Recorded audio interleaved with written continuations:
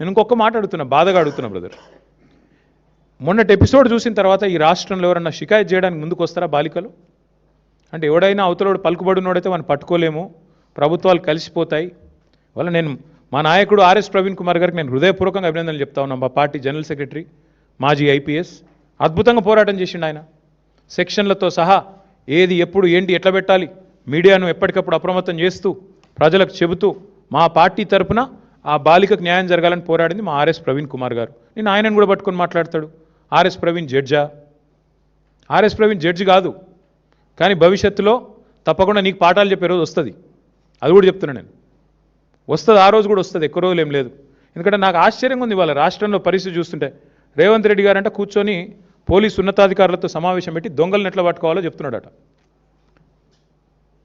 నిన్ను పట్టుకున్నది వాళ్ళేనాయనా, మర్చిపోకు.